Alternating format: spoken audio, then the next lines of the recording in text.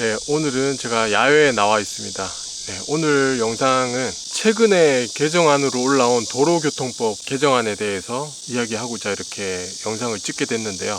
우선 저는 이 법이 만들어지는 취지에 대해서는 굉장히 긍정적으로 생각하고, 음주운전을 예방하기 위해서 이러한 법들이 어느 정도 정비돼야 될 필요성은 있다고 이렇게 생각을 합니다.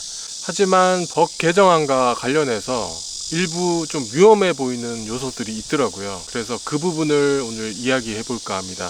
서두에 밝힌 바대로 제가 이 법에 대해서 부정적인 생각을 갖고 있지는 않습니다. 그런데 이 법이 개정되는 주요 내용을 살펴보면 일단 가번에 이런 내용이 있더라고요.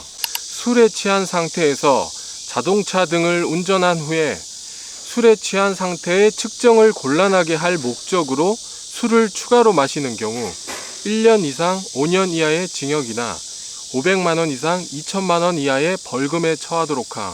갑자기 햇빛이 너무 심해서 장소를 잠깐 옮겼습니다. 네.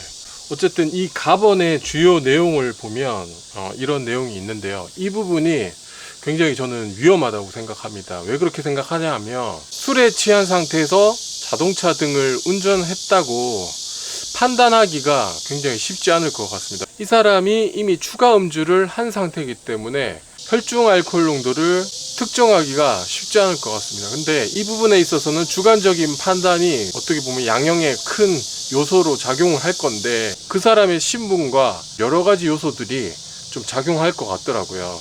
예를 들어 굉장히 비싼 변호사를 선임을 해서 방어를 잘 한다면 이 혐의를 벗어날 수 있고, 상대적으로 그럴 수 없는 환경에 있어서 그렇지 못하다면 굉장히 억울하게 누명을 쓸 수도 있다는 생각이 들었습니다.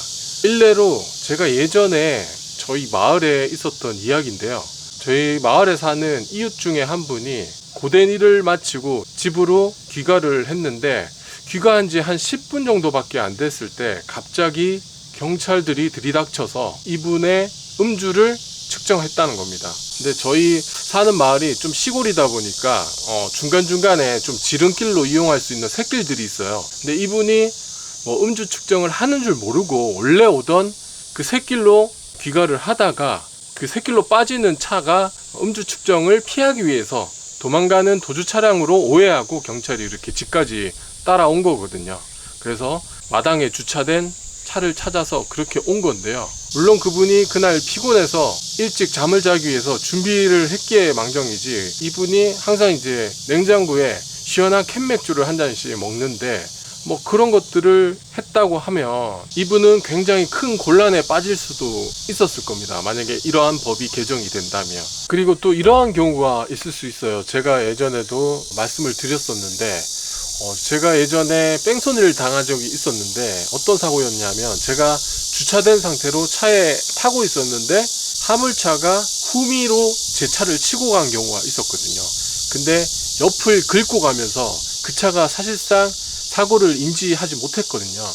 근데 만약에 그러한 사고가 발생했을 때 피해자 같은 경우는 일단은 사고를 낸 사람이 도주를 했다고 생각하고 신고를 하게 돼 있습니다. 근데 만약에 그 사람이 집에 가서 음주를 했다, 그러면 추가로 음주를 했다고 해서 굉장히 강하게 처벌을 받을 수 있거든요. 그렇기 때문에 이러한 사고들이 사실 큰 차를 모시는 분들은 비일비재하게 발생할 수 있을 거라고 생각합니다. 근데 그러한 입증 책임은 보통 본인이 또 방어를 해야 되거든요. 이 사람이 예를 들어 사고 직전에 술집이나 이런 데 있었다는 그런 CCTV만 확보되더라도 이분이 빠져나가기 쉽지 않을 것 같습니다. 이거를 본인이 입증해야 될 그 자료를 제시해야 되는데, 그 부분을 제시하기가 결코 쉬운 일이 아니죠. 그래서 이러한 법 개정을 통해서 굉장히 피해받을 분들이 많이 나올 것 같고, 그 피해받는 분들은 결과적으로 좀 사회적으로 법의 보호를 제대로 받지 못하는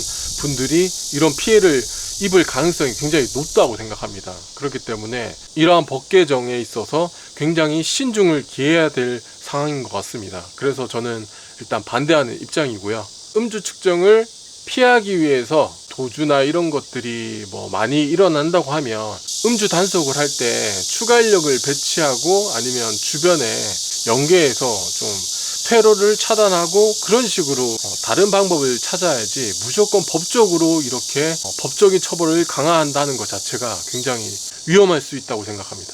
그리고 간혹 그렇게 댓글 달아주시는 분도 있더라고요.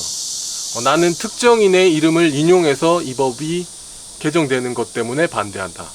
사실 그러한 댓글이나 그러한 이야기를 하는 것 자체는 현 상황에서 더 도움이 되지 않는 이야기입니다. 절대 그런 댓글이나 그런 의견을 함부로 나누지 마시고요. 사실 어떠한 찬성과 반대를 한다는 입장을 낼 때는 거기에 대해 합당한 논리가 있어야 된다고 보거든요. 근데 그러한 논리는 나만 아니면 돼. 뭐 이런 좀 무지성의 무논리적인 그런 또 반대 입장이 될 수 있기 때문에 그 부분에 있어서는 조심하셔야 된다. 그런 말씀을 드리고 싶습니다. 지금까지 저의 개인적인 의견이었고요. 물론 그 법 개정에 대해서 찬성하는 의견도 많으실 거라고 생각이 됩니다. 여러분들이 어떻게 생각하실지 모르겠지만 일단 제가 댓글 상단에 국회 입법 예고 의견 등록하는 링크를 걸어 놓을 테니까 그 링크를 참고하셔서 많이들 참여하시기 바랍니다. 결과적으로 우리 생활에 직결될 수 있는 그런 법안이기 때문에 반드시 많은 분들이 참여하셔서 좋은 의견을 많이 제시할 수 있었으면 좋겠습니다.